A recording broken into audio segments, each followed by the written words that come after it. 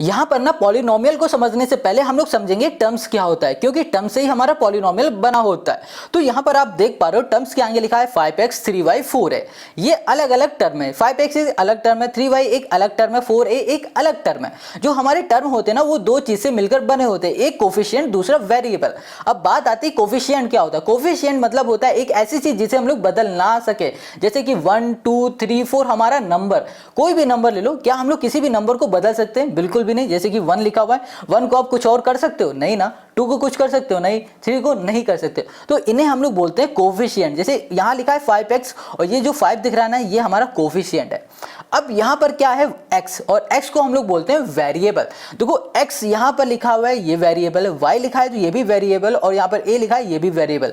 Variable मतलब होता है कोई भी अल्फाबेट हमारा a b c d x y z कुछ भी है वो हमारा वेरिएबल है।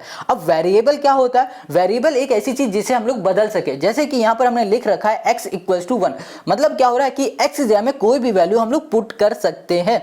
यहाँ पर x इक्वल्स टू 2, मतलब ये हो रहा है कि x जगह पे हम लोग 2 पुट कर सकते हैं। तो यहाँ पर हमने समझा कि जो हमारे पास टर्म्स होता है वो दो चीज से मिलकर बना होता है, एक कोफिशिएंट और वेरिएबल। जब इन दोनों को हम लोग मिला देते हैं तो वो बन जाता है हमारे पास टर्म, जैसे कि ये हो गया 5x। समझ गए? अब यहाँ पर ना भी टर्म्स को हम लोग अलग अलग चीजों से समझते हैं। जैसे कि यहाँ लिखा हुआ है 5x और यहाँ पर हमने 5xy बोल दिया, तो क्या ये हमारा एक टर्म है? हाँ भाई, ये भी हमारा एक टर्म है। और अगर हमने यहाँ पे लिख दिया प्लस 2x, जैसे कि हमने ऊपर लिख रखा है यहाँ पर, ठीक है, ये माइनस वाला है, हमने यहाँ पर प्लस कर लिख रखा है। अगर बीच में प्लस या माइनस लग जाता है तो उससे हम लोगों को समझने में इजी हो जाता है कि हमारे पास कितने टर्म है। यहाँ पर प्लस लगा हुआ है बीच में, तो इसका मतलब ये हो रहा है एक टर्म ये है, दूसरा टर्म हमारे पास ये है। अब यहाँ पर माइनस लिखा हुआ है ना बीच में, तो इसका मतलब हम ये समझ पा रहे हैं एक टर्म ये है हमारे पास, दूसरा टर्म ये है हमारे पास, ठीक है। अब यहाँ पर लिखा हुआ है 5x² 2x और यहाँ पर है 2y है, ठीक है, या फिर सिर्फ बोलो यहाँ पर 2 है। तो हम यहाँ पर देख पाएंगे प्लस और माइनस बीच में है, तो हम लोग समझ जाएंगे कि यहाँ पर एक टर्म ये है, दो टर्म ये है, तीसरा टर्म हमारे पास ये है, ठीक है। चलो, अब क्या हो रहा है कि हमारे पास 3 टर्म तो हैं, बट अब हमें ये नहीं समझ में आ रहा कि एक टर्म वाले को क्या बोलते हैं, 2 टर्म वाले को क्या बोलते हैं, 3 टर्म वाले को क्या बोलते हैं। तो हम लोग आते हैं आगे। तो यहाँ पे लिखा है types of polynomial basis of terms. यहाँ पर अगर आप देख पा रहे हो कि लिखा हुआ है 5x, तो 5x एक टर्म है, तो एक टर्म को हम लोग बोलते हैं मोनोमियल। अगर यहाँ पर देख पा रहे हो 5x + 4 है, ये हमारे पास 2 टर्म है यहाँ पर, तो 2 टर्म को हम लोग बोलते हैं बायनोमियल। अगर यहाँ पर देख पा रहे हो यहाँ लिखा हुआ है 5x² + 3x + 2, तो इसको हम लोग बोलेंगे ट्राइनोमियल, क्योंकि यहाँ पर 3 हमारे पास टर्म है। इतनी बात क्लियर हो गई, तब हमें समझ में आ गया। तो आगे समझते हैं degree of polynomial. Degree of polynomial क्या होता है? डिग्री का मतलब होता है कि हमारे पास कोई भी टर्म है, टर्म में जो भी हाईएस्ट पावर होती है ना उसे हम लोग डिग्री बोलते हैं। जैसे कि यहाँ पर हमारे पास टर्म दिया है 5x² + 3x + 2, इसमें हाईएस्ट पावर क्या दिख रही है? 2 दिख रही है। क्या दिख रही है? 2। तो ये भी हमारे पास डिग्री है। क्लियर हो गई इतनी बात। और एक चीज बहुत इंपॉर्टेंट यहाँ पर ये समझना है, जैसे कि यहाँ पर x लिखा हुआ है, x के ऊपर कोई भी पावर नहीं दिख रही। जब कभी भी पावर ना दिखे तो समझ जाना यहाँ पर 1 है। क्या है? 1 है, ठीक है। अब बहुत से बच्चे कंफ्यूज हो रहे होंगे, जैसे कि हमने बोल दिया यहाँ पर 5x लिखा और प्लस हमने y कर दिया, तो आप कहोगे सर यहाँ पर ना सिर्फ वेरिएबल दिख रहा है, कोफिशिएंट तो हमें दिख नहीं रहा, तो हम लोग इसको टर्म क्यों बोल रहे हैं? तो जनाब देखो, अगर यहाँ पर आपको सिर्फ y दिख रहा है तो समझ जाना कि इसका जो कोफिशिएंट है ना वो हमेशा 1 है। अगर कोफिशिएंट 1 है तो आप इसको सिर्फ ऐसे लिख सकते हो y। क्लियर है? तो हमेशा याद रखना है आपको ये बात कि भैया यहाँ पर y दिख रहा है तो इसका मतलब इसके आगे कोफिशिएंट 1 है, ठीक है। ये बहुत ही बेसिक सी चीज़ है, हम आपको बता रहे हैं, हर एक चीज़ बताएंगे। और यहाँ पर हमने क्या समझा कि कभी भी पावर कुछ नहीं दिख रही तो इसका मतलब क्या है? वहाँ पर 1 है।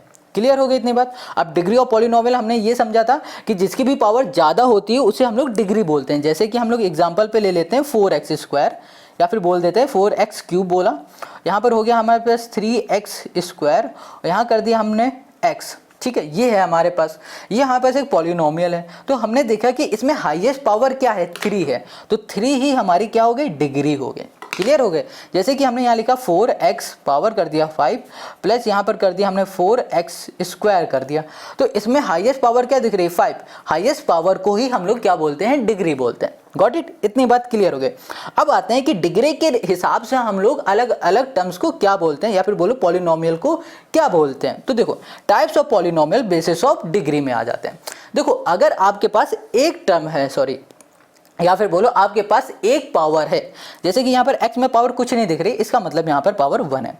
अगर एक पावर लगी हुई है तो उसे हम लोग लीनियर बोलेंगे, ठीक है। अगर पावर 2 है, हाईएस्ट पावर की बात करें, हाईएस्ट की, अगर हमारे पास हाईएस्ट पावर 2 है या फिर बोलो डिग्री हमारे पास 2 है, उसे क्वाड्रेटिक बोलेंगे। और हमारे पास हाईएस्ट पावर या फिर बोलो डिग्री हमारे पास 3 है तो उसे हम लोग बोलेंगे क्यूबिक, ठीक है, क्यूब बोलेंगे, ठीक है, क्यूबिक बोलते हैं, क्यूब नहीं बोलते हैं। क्लियर है, ये हो गया हमारे पास, इतनी बात क्लियर होगी। अगर जिसकी पावर या फिर बोलो डिग्री 3 है तो क्यूबिक, डिग्री 2 है क्वाड्रेटिक, डिग्री 1 है तो लीनियर हम लोग बोलते हैं। अब आते हैं हम लोग इसके आगे, इतना तो हम लोगों ने समझ लिया। अब बात करते हैं जीरोस ऑफ पॉलिनोमियल, ये क्या होता है, जीरोस ऑफ पॉलिनोमियल क्या होता है। जैसे कि हमने एग्जाम्पल पर लिख दिया एक पॉलिनोमियल, यहाँ पर हमने लिखा 5x + 4, हमने ये लिखा।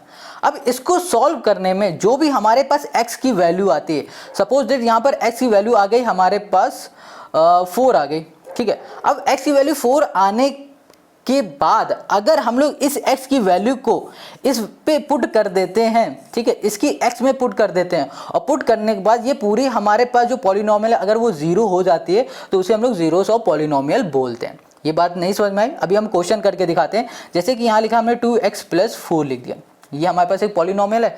अब इसको हमने सॉल्व किया, पहले तो इसको इक्वल टू 0 करना पड़ेगा, और यहाँ पर प्लस का 4 है, इक्वल के इस साइड भेज दो, -4 हो जाएगा।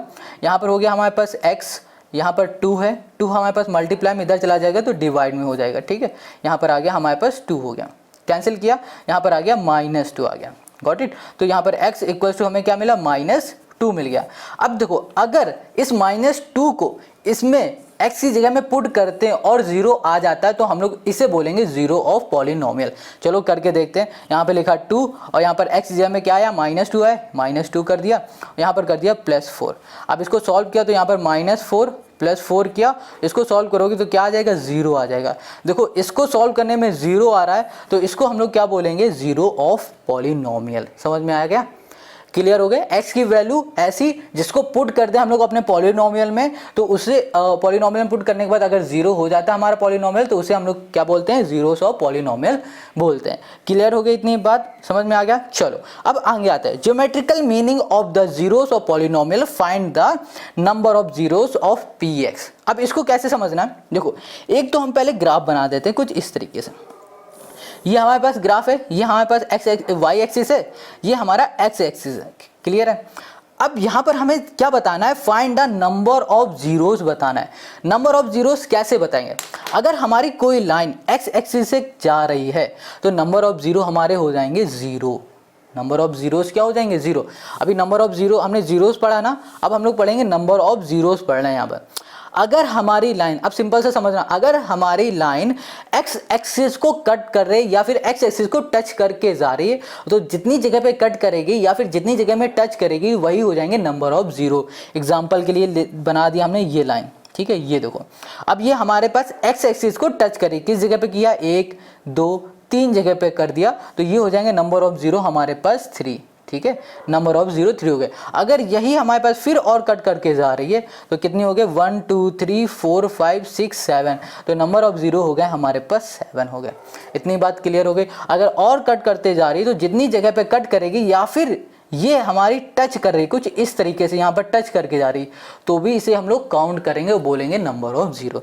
काउंट करो 1 2 3 4 5 6 7 8 9 10 11 12 13 14 हो गया ना, यहाँ पर हमने बोल दिया 14, तो नंबर ऑफ जीरो हमारे पास ये हो गए। तो इतनी बात क्लियर हो गई। अब आते हैं हम लोग आगे। अब यहाँ पर है हमारे पास relationship between zeros and coefficient of polynomial. देखो पिछले में हमने समझा था जीरोस ऑफ पॉलिनोमियल, अब हम लोग यहाँ पर देखेंगे relationship between zeros and coefficient of polynomial. इसको समझने के लिए हमें यहाँ पर देखना पड़ेगा क्वाड्रेटिक पॉलिनोमियल।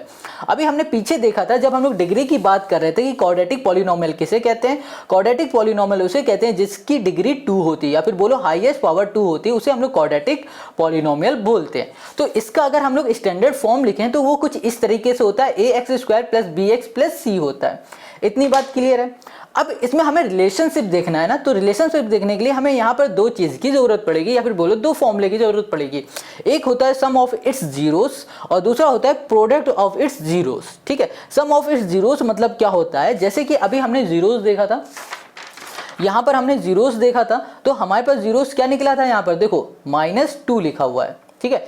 एक जीरोस निकला था। वैसे ही आपको यहाँ पर देखना पड़ेगा सम ऑफ जीरो, मतलब जो हमारे पास ये जीरो है ना, इन्हीं जीरो का सम। अब यहाँ पर ना एक चीज़ आपको और ध्यान देनी पड़ेगी, हमने आपको बताया नहीं, जैसे कि यहाँ पर हाईएस्ट पावर क्या लिखी हुई है, 1 है, तो हाईएस्ट पावर 1 है, तो यहाँ पर आप देख पा रहे हो कि इसके जो जीरोस आए हैं वो 1 आए।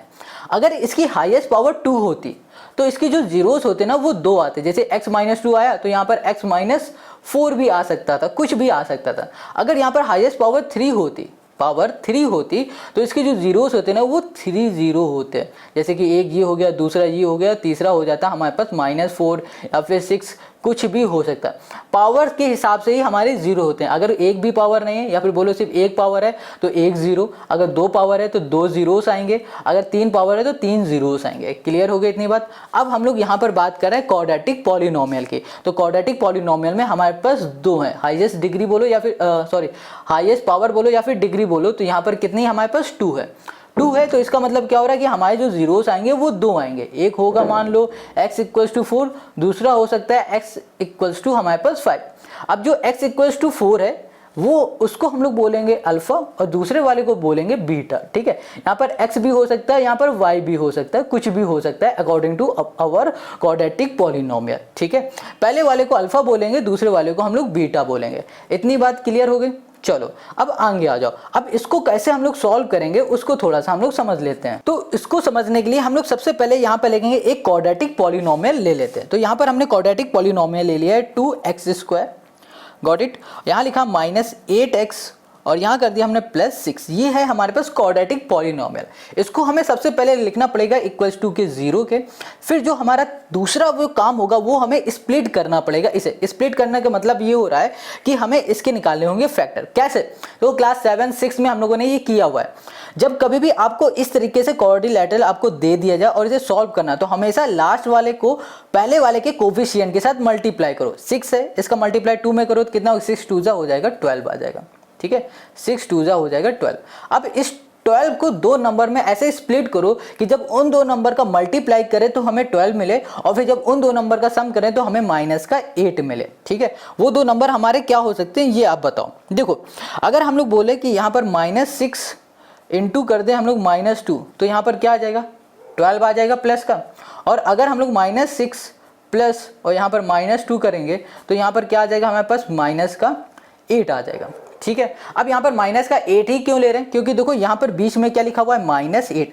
अब माइनस का बहुत ध्यान रखना है, जो भी आगे साइन लगा हुआ है उस साइन का बहुत ध्यान आपको रखना है। तो इतनी बात क्लियर हो गई। अब इसको देखो सॉल्व कैसे करना है। तो यहाँ लिखा हमने 2x² और फिर यहाँ पर हमें पास 2 नंबर आए थे -6 और -2 आया था। ठीक है, तो हमने यहाँ पे लिख दिया -6x -2x। देखो माइनस के साथ x भी लगाना है, यहाँ पर सिर्फ x नंबर ले रखा है बट यहाँ पर x भी है ना, तो यहाँ पर हम लोग x भी लिखेंगे और यहाँ पर लास्ट में है +6।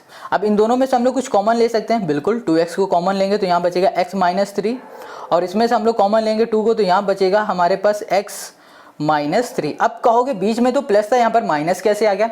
हमने यहाँ पर -2 को कॉमन लिया ना, जब -2 को कॉमन लेंगे तो यहाँ पर अंदर का साइन भी हमारा बदल जाएगा। इतनी बात क्लियर हो गई।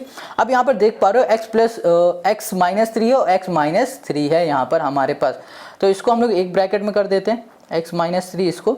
यहाँ पर 2x -2 है तो इसे हमने लिख दिया 2x, यहाँ लिख दिया हमने -2 कर दिया, इक्वल्स टू कर दिया हमने 0 के।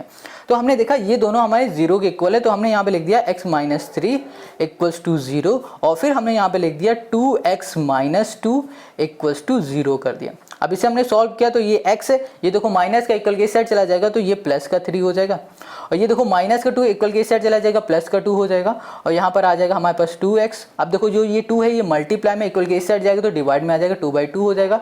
इसको सॉल्व करेंगे तो ये आ जाएगा हमारे पास 1। तो हमें यहाँ पर x = क्या दिखा है, 1 दिख गया। इतनी बात क्लियर हो गई। हमें x = 1 दिखा और यहाँ पर x = 3 दिखा। अब ये x = 3 और x = ये 1 है क्या, ये बताओ। देखो ये है हमारे पास जीरोस ऑफ द पॉलिनोमियल है। क्या है ये दोनों?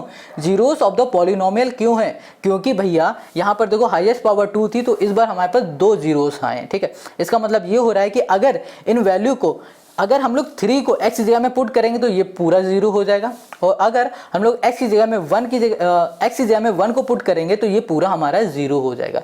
इसी को हम लोग बोलते हैं जीरोस ऑफ पॉलिनोमियल। बट अब हमें यहाँ पर relation between zeros and coefficient करना है, उसके लिए हमें यहाँ पर ये फॉर्मूले को यूज़ करना होगा। तो यहाँ पर लिखा है सम ऑफ जीरो, ठीक है, यहाँ लिखा हमने सम ऑफ, यहाँ लिखा जीरोस, ठीक है।